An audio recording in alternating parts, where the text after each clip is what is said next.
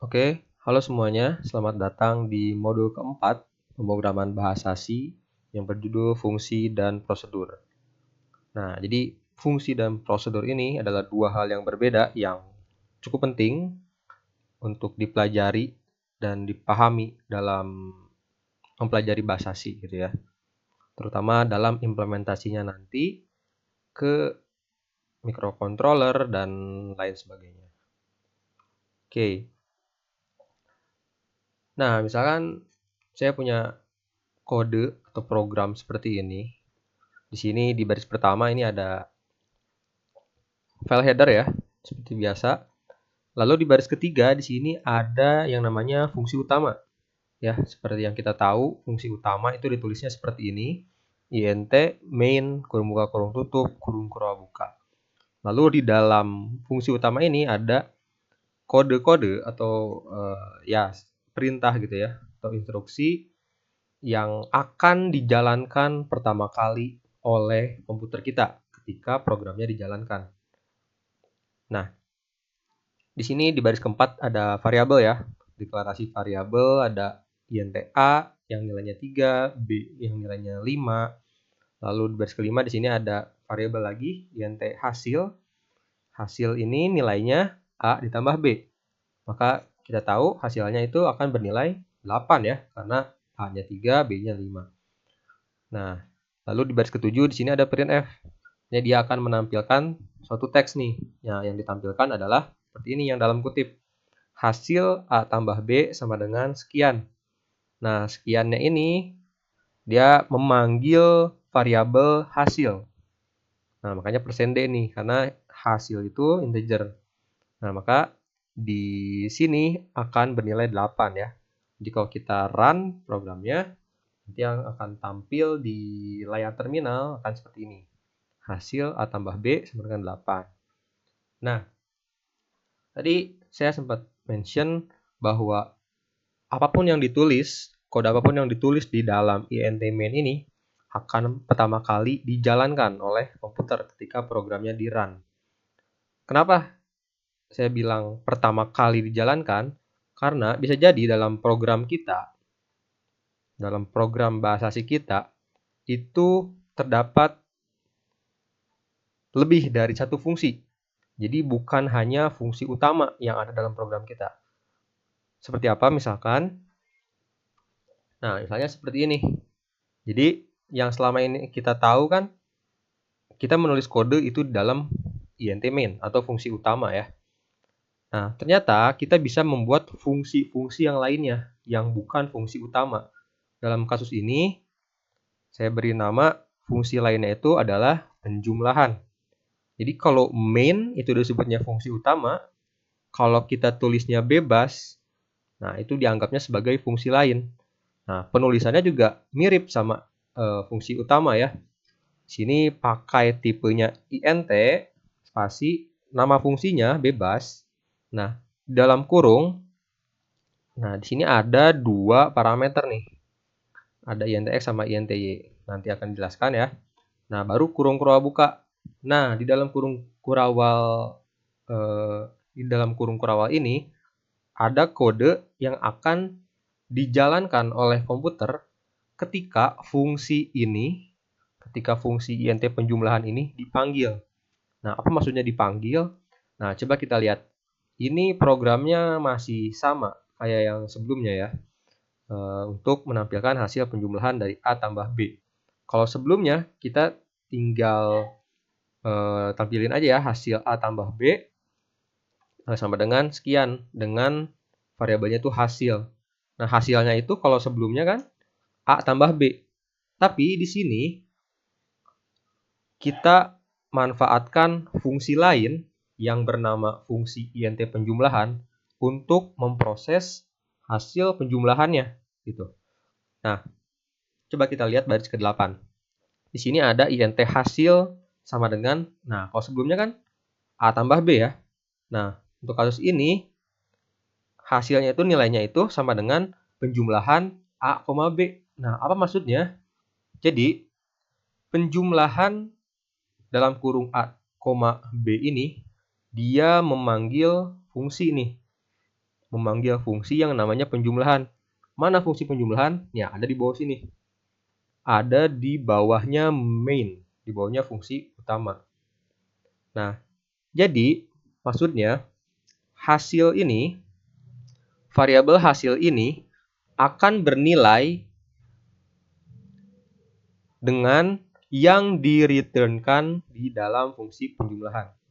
Nah, yang kita tahu ya, ketika kita nulis int main, pasti di akhirnya itu ada return 0. Nah, maksudnya return 0 itu apa? Nah, ini akan sangat kepake kalau kita punya fungsi-fungsi lain. Jadi, karena ini disebutnya fungsi, dia di depannya ini pakai int, dia disebutnya fungsi. Nah, coba kita lihat lagi. Tadi, si fungsi int penjumlahan ini, dia isinya, lihat di baris ke-16, ada int hasil penjumlahan sama dengan x tambah y. X tambah y ini apa? X tambah y ini adalah variabel yang ada di sini. Nah, ini kan ada int x sama int y. Dia akan mereturnkan hasil penjumlahan. Jadi, si fungsi int penjumlahan ini akan memiliki nilai hasil penjumlahan. Jadi, fungsi ini akan memiliki nilai apapun yang di-returnkan di dalam fungsinya. Nah, untuk kasus ini yang di-returnkan adalah variabel hasil penjumlahan, di mana hasil penjumlahan itu x tambah y.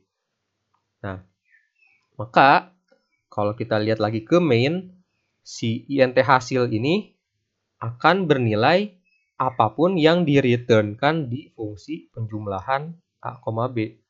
Artinya dia akan bernilai ini. Tuh.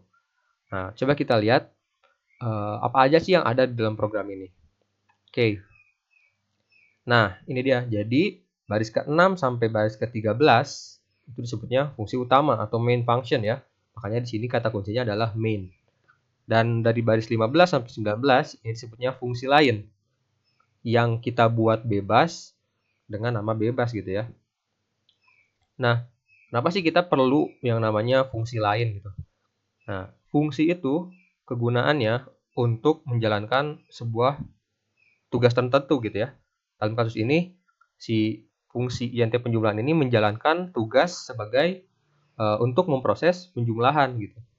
Nah, untuk implementasi ke depannya, fungsi-fungsi ini bisa menjalankan tugas yang lebih kompleks gitu ya, bukan sekedar penjumlahan, bukan sekedar pengurangan dan lain-lain gitu, tapi bisa yang lebih kompleks gitu. Jadi itulah gunanya kita membuat fungsi lain gitu.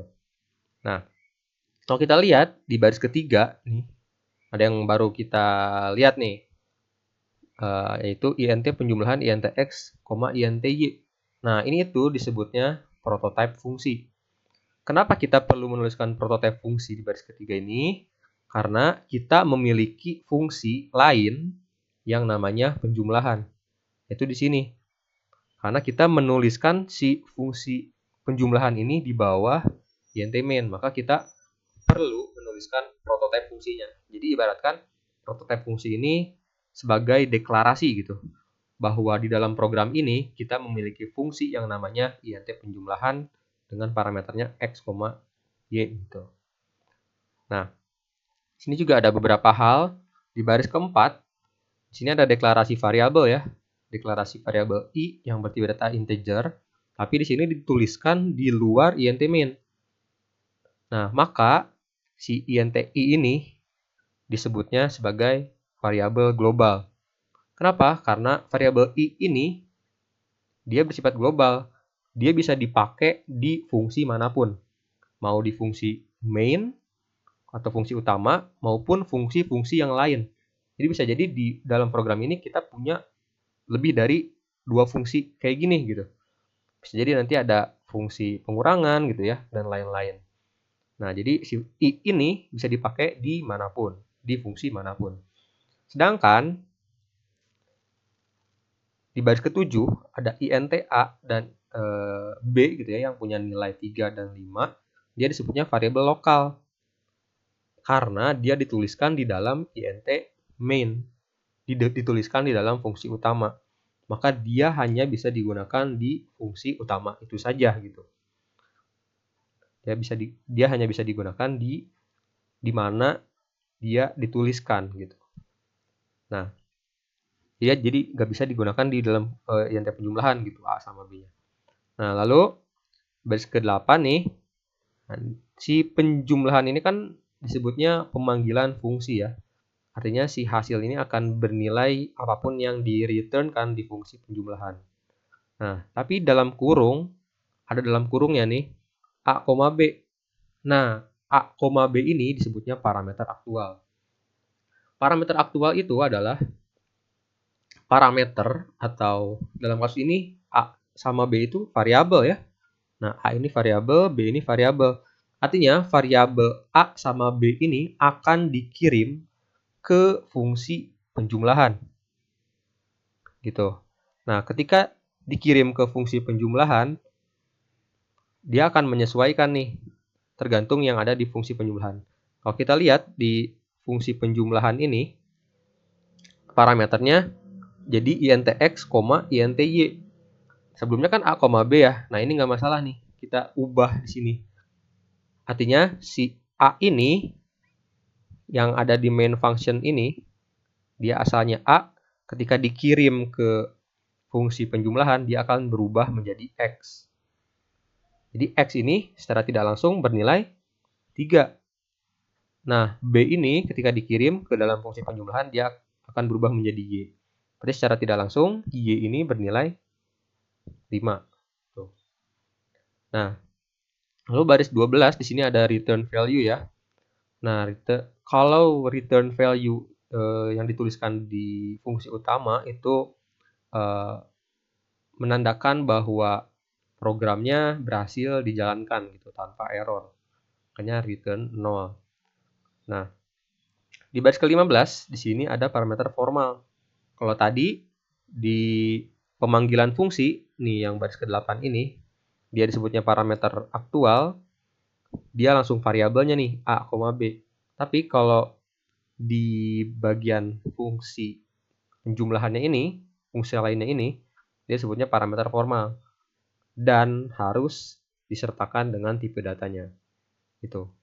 Di sini makanya pakai int x, int y gitu. Nah, ini tuh fungsinya ya untuk mendeklarasikan bahwa di dalam fungsi ini akan menggunakan x sama y gitu. Nah, di baris 18 di sini ada return value juga, ada pengembalian nilai. Pengembalian nilai yaitu yang dikembalikan adalah hasil penjumlahan. Artinya fungsi ini akan memiliki nilai hasil penjumlahan. Gitu.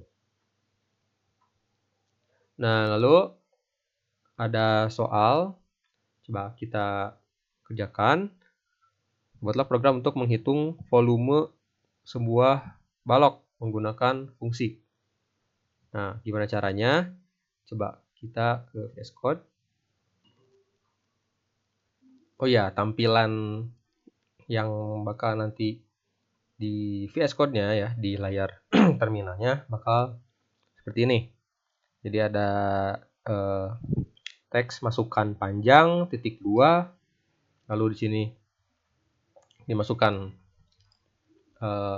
panjangnya. Jadi yang warna kuning ini adalah input dari kita ya. Masukkan lebar, masukkan tinggi, lalu outputnya adalah volume balok dan nilainya berapa. Tuh. Nah, jadi untuk soal ini kita akan menghitung si volume baloknya menggunakan fungsi lain ya. Jadi perhitungan volume baloknya enggak di dalam fungsi utama, enggak di dalam main gitu ya. Oke. Seperti biasa untuk membuka atau untuk membuat file bahasa C, kita harus buka folder dulu. Buka folder, misalkan kalau belum punya buat folder dulu ya di sini. Buka folder, misalkan Carbit Programming. Nah, di sini bikin file baru ya. Misalkan soal 1.c. Oke, seperti biasa di awal kita buat dulu headernya. include stdio.h. Terus kita tulis yang namanya prototype fungsi. Nah, ingat ya, karena kita mau menuliskan fungsi lain, maka kita perlu prototype fungsi. Nah, prototype fungsinya kita kasih tipenya integer, int. Misalkan nama fungsi lainnya itu kita kasih nama hitung volume gitu ya. Karena dalam fungsi ini kita akan menghitung volume. Lalu kurung buka kurung tutup. Nah, di dalam sini kita isi dengan parameter formal atau variabel yang akan dibawa ke dalam fungsi ini. Nah, karena ini untuk menghitung volume, kita tahu buat menghitung volume itu kan perlu panjang, lebar, sama tinggi ya untuk menghitung volume balok. Maka tiga variabel itu kita jadikan parameter di sini. Nah, kita kasih tipe data integer ya. Integer misalkan P gitu ya untuk panjang, int L sama int T tinggi gitu ya. Lalu diakhiri dengan titik koma. Lalu kita masuk ke dalam fungsi utamanya atau int main. Int main seperti ini. Nah, dalam sini seperti biasa kita deklarasikan dulu variabel yang bakal kita butuhin nanti dalam program ini. Nah, karena tadi data yang kita perlukan untuk menghitung volume balok itu ada panjang, lebar, dan tinggi, maka kita deklarasikan itu variabelnya. Tipenya kita kasih integer aja ya. Integer panjang gitu, lebar, tinggi. Sama ada satu variabel lagi. Nah, kita pisah aja ya. Ada satu variabel lagi yaitu untuk si volumenya. Nah, untuk volumenya kita kasih nama volume. Nah, langsung aja di sini sama dengan volume sama dengan. Nah, kita mau nilai dari volume ini dihitung di dalam fungsi hitung volume ini. Nanti yang bakal kita buat di bawah. Maka volume ini akan bernilai, kita panggil fungsinya hitung volume. Nah, ini ya, untuk volume itu yang ini. Kasih parameternya. Parameternya itu panjang, lebar, sama tinggi. Nah, ini yang di sini. Oke. Setelah itu titik koma. Nah, oke. Untuk yang volume ini kita simpan di bawah ya. Jadi kita enter di baris 6 ke ini untuk printf. Printf yang kayak di soal tadi. Nah, kita masukkan panjang. Masukkan panjang. Titik 2. Nah, kita mau input kan panjangnya. Berarti kita pakai scanf nih di sini. Scanf karena panjang itu integer, jadinya %d, koma, simbol dan variabelnya panjang. Lalu printf lagi, kita copy paste aja ya. Untuk yang lebarnya. Yang lebar, ganti. Dan satu lagi untuk tingginya.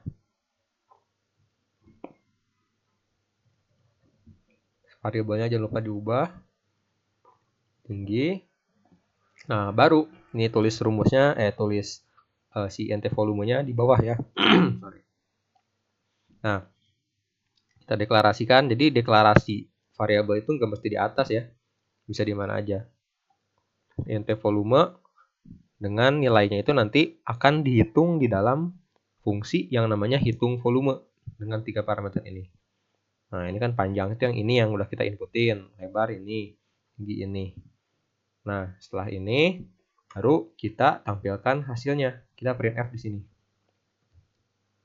Printf volume balok. Nah, gitu kan, benar. Volume balok titik 2 Nah, nilainya kita pakai persen %D juga ya, karena volume ini tipenya integer kan.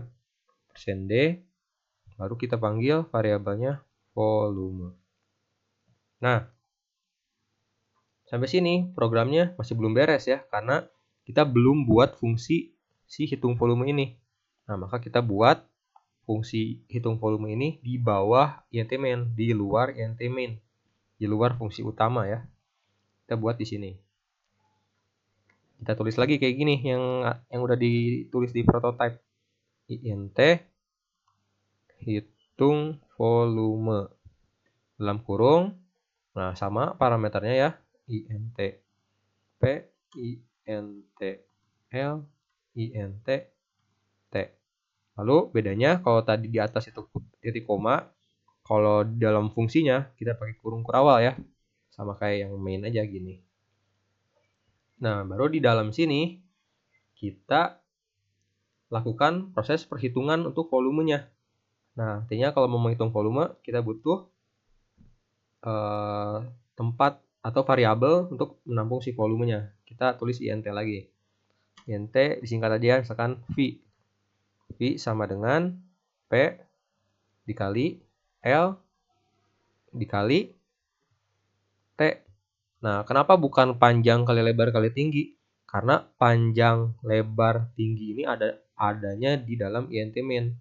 Dia variabel lokal nih di sini. Nah, maka kita pakai variabel yang ada di dalam fungsi hitung volumenya, yaitu ya ini. Dalam parameternya kan ada P, L, sama T. Nah, ini parameter formalnya.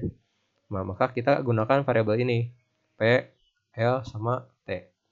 Nah, baru di bawahnya kita return. Apa yang di return? Ya, V. Karena kita mau si fungsi int hitung volume ini akan menghasilkan nilai V, di mana V itu adalah P kali L kali T. Nah, setelah itu, maka kita lihat di baris 15, si volume ini akan bernilai apapun yang di-returnkan di fungsi hitung volume. Apa yang di-returnkan? Yaitu V. V itu apa? P kali L kali T. Nah, jadi gitu ya. Nah, ini jangan lupa di int main ini kita kasih return 0. Oke. Kalau udah, kita bisa run.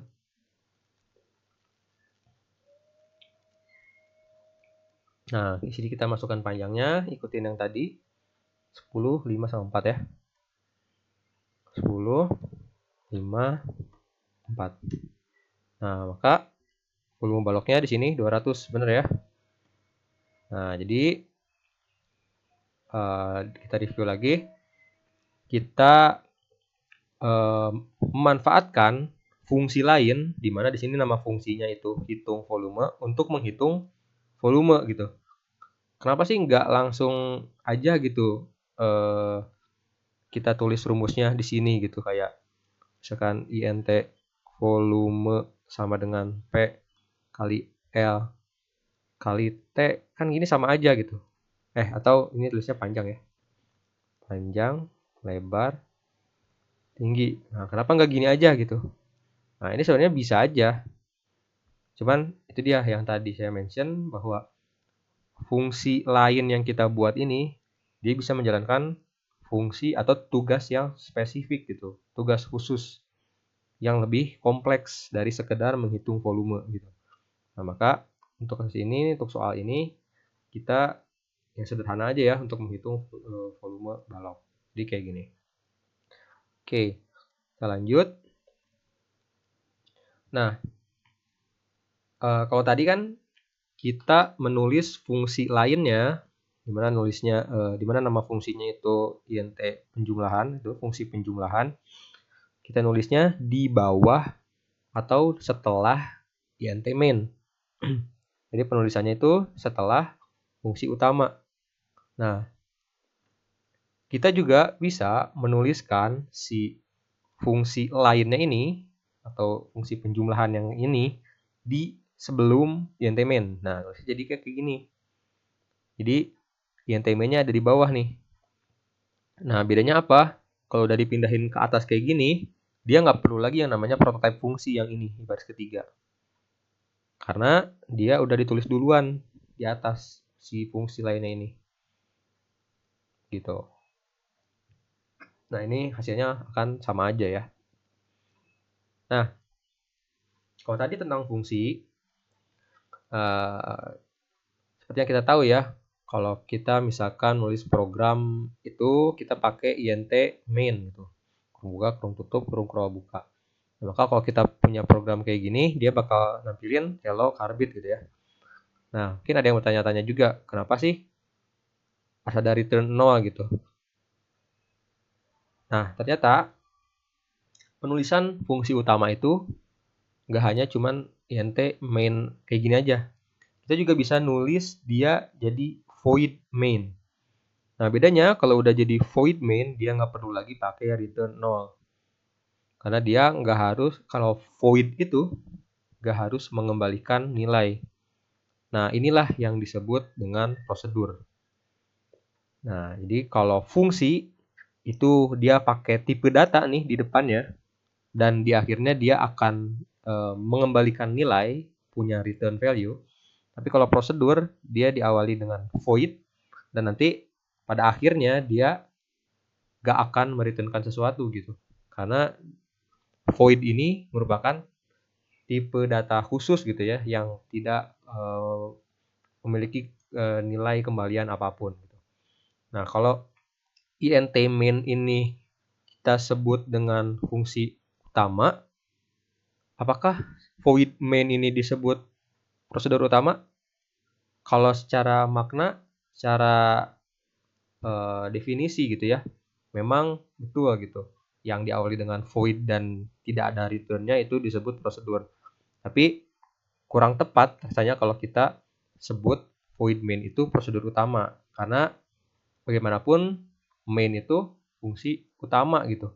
Dan sangat disarankan bahwa penulisan fungsi utama itu menggunakan int main, bukan void main. Karena fungsi utama itu harus memiliki return value. Mana sini return 0 ya. Nah, kalau kita punya program kayak gini, berarti nanti yang tampil di layar terminal adalah kayak gini. Hello carbit, terus di bawahnya ada seman 1 balai endah.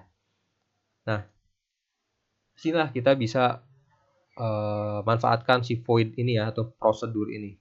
Salah satu penggunaan void ini, kita bisa menuliskan si seman 1 balai endahnya, printf seman 1 balai endahnya di luar int main, di luar fungsi utama. Nah, jadinya nanti kayak gini. Jadi sama kayak fungsi tadi, prosedur juga butuh prototype fungsi di baris ketiga ini. Butuh prototype fungsi kalau kita menuliskan prosedurnya itu setelah int main. Nah, di sini ada prosedur yang namanya semansa. Nah, ingat ya, kalau saya sebut prosedur berarti dia void gitu. Kalau fungsi dia punya tipe data di depannya kayak int main gitu. Nah, lalu di dalam int main ini, dalam fungsi utama ini ada printf hello carbit. Lalu di sini di baris ke-8 ada yang disebut dengan pemanggilan fungsi. Nah, artinya ketika program itu telah menjalankan menjalankan printf hello carbit, selanjutnya dia akan menjalankan perintah yang ada di dalam fungsi semansa. Nah, karena kita tahu bahwa program itu dijalankan dari atas ke bawah ya, secara berurutan gitu. Maka setelah dia menampilkan hello carbit, dia menjalankan apapun yang ada di dalam fungsi yang namanya atau prosedur yang namanya semansa. Mana prosedur semansa itu? Ada di bawah sini. Nah, di bawah ini ada void semansa. Di sini nggak ada parameter aktualnya, itu nggak apa-apa ya. Jadi fungsi atau prosedur itu nggak harus ada parameternya. Di dalam kurungnya ini bisa aja kurung kosong, nggak harus ada parameter formalnya maupun parameter aktualnya. Nah, apa yang dijalankan gitu ya, apa yang ditulis di dalam void semansa ini. Nah, jadi yang dijalankan ada printf span 1 balai endah. Artinya si fungsi ini cuman menjalankan fungsi ini. Prosedur ini akan cuman menjalankan printf span 1 balai endah. Artinya setelah kalimat hello carbit dia akan menampilkan span 1 balai endah. Karena setelah hello carbit dia memanggil prosedur yang namanya semansa. Semansa itu yaitu ini gitu. Nah, jadi nanti tampilannya bakal sama. Nah, gimana kalau kita menuliskan prosedur yang namanya semansa tadi di sebelum int main, di sebelum fungsi utama? Ya kayak gini gitu. Jadi tadi nggak perlu lagi yang namanya prototype fungsi. Jadi kita cukup menuliskan fungsinya di atas, menuliskan prosedurnya di atas fungsi utama. Tapi untuk output di layar terminalnya masih sama kayak gini gitu. Hello carbit terus di bawahnya span 1 balai endah. Karena itu dia yang saya mention di awal bahwa apapun yang ditulis di int main akan dijalankan pertama kali ketika programnya dijalankan. Maka ketika programnya dijalankan dia akan menjalankan hello carbit dulu, baru dia memanggil fungsi semansa, baru dia kesini nih. Gitu. Nah, ini ada soal lagi. Buatlah program untuk menampilkan detail identitas dari dua orang berdasarkan input pilihan. Jadi contoh outputnya nanti bakal kayak gini. Contoh yang di layar terminalnya. Ada tampilan satu orang pertama, dua orang kedua, lalu masukkan pilihan titik 2. Di sini yang satu ini adalah input dari kita ya. Jadi kita bisa milih satu atau dua gitu ya. Anggap aja kita cuma bisa milih satu atau dua. Maka kalau kita pilih satu, nanti akan tampil seperti ini. Orang pertama, terus ada nama, gender, sama usia gitu. Nah, ini bebas sebenarnya ya. Nah, untuk contohnya seperti ini.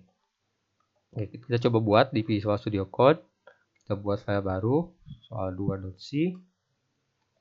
Seperti biasa kita tulis library-nya.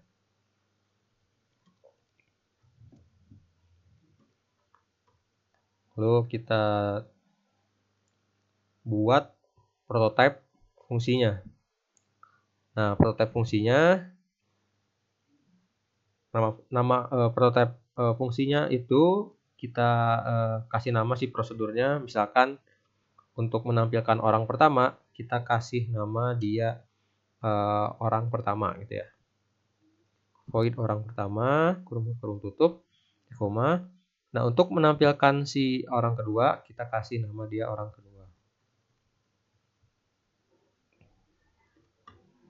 Nah, lalu baru kita masuk ke int main. Dalam int main ini yang harus ditampilkan kayak gini ya. Nah, tapi seperti biasa kita deklarasikan dulu variabel yang bakal kita pakai. Karena di sini kita bakal input nih, masukkan pilihan. Artinya si input ini harus disimpan dalam variabel. Nah, kita kasih dia integer, kasih nama variabelnya misalkan pilihan gitu ya. Nah, kalau udah kita printf sesuai kayak di contohnya tadi. Kita harus printf-in kayak gini. Satu orang pertama, dua orang kedua, masukkan pilihan gitu ya. Ke printf satu orang pertama pakai backslash n supaya ada baris baru. Printf lagi. Dua orang kedua. Backslash n lagi. Kita pakai backslash n 2 kali ya, supaya baris barunya 2 kali. Lalu printf lagi. Sini masukkan pilihan titik 2 ya. Masukkan pilihan titik 2. Nah, baru kita input di sini pakai scanf. Scanf-nya dia %d. Karena kita memasukkan ke dalam variabel pilihan, maka saya tulisnya dan pilihan. Nah, setelah ini kita pakai pengkondisian gitu. Apakah inputnya itu 1 atau 2 atau bahkan di luar itu gitu ya. Maka kita bisa pakai switch case atau pakai if else ya. Mungkin di sini kita contohin pakai if else aja. If dalam kurung pilihan sama dengan 1, Jadi jika pilihannya 1, maka dia akan pergi ke void orang pertama. Nanti kita panggil fungsinya di sini. Orang pertama. Nah, kayak gini.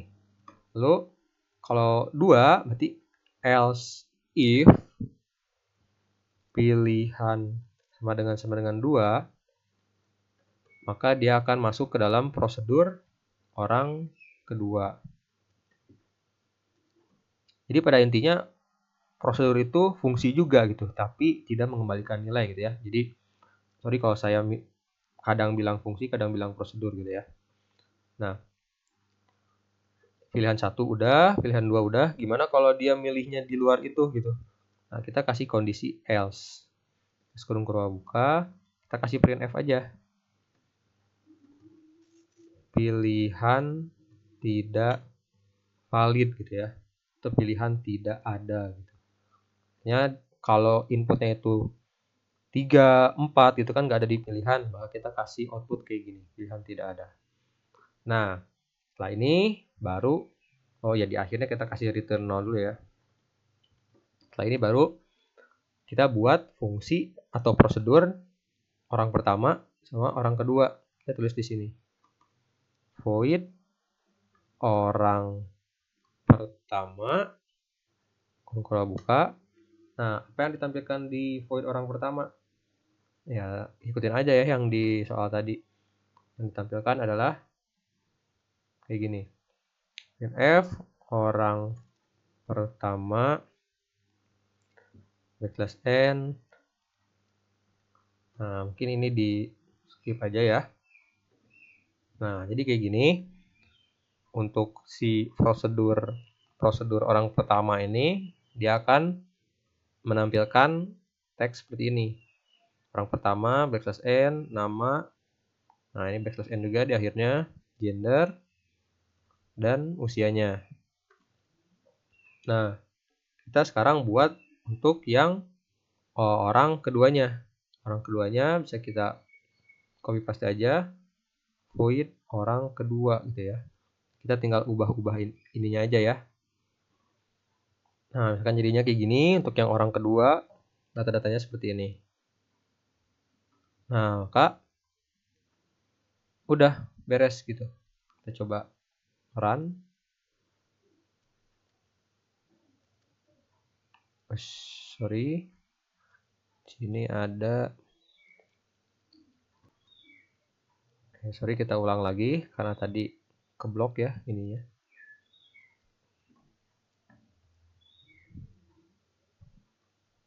Oke, di sini ada error orang pertama, orang kedua. Nah, ininya belum diubah ya. Sorry. Nah, coba run lagi. Nah, di sini tampilannya sama kayak tadi ya. Nih, ini ada orang pertama, orang kedua. Terus kita disuruh masukkan pilihan. Misalkan kita masukkan pilihannya 1, maka dia akan pergi ke orang pertama. Ya, sesuai kayak yang di sini. Orang pertama tuh ya dia ini gitu. Coba kita run lagi. Kalau kita milih 2, terus nah ini kalian kalau ngejalanin program, jangan sambil di blok gini ya. Nah, kita coba run lagi. Orang kedua, kita pilih 2, maka dia akan tampilnya datanya yang ini. Gitu. Nah, gimana kalau kita milihnya di luar itu? Kita pilih 3, maka tulisannya yang ini. Pilihan tidak ada. Tuh. Oke, kita balik lagi. Jadi ringkasannya, kita belajar fungsi sama prosedur. Fungsi itu dia mengembalikan nilai, ada return value-nya gitu ya. Dan dia ada tipe data di depannya. Mau int, mau float itu juga bisa ya. Dan lain sebagainya. Tapi kalau prosedur dia tidak mengembalikan nilai. Nggak ada return value-nya. Dan dia di depannya ada tipe data khusus yaitu void. Gitu. Oke, mungkin itu untuk modul 4, fungsi dan prosedur. Sekian untuk video kali ini.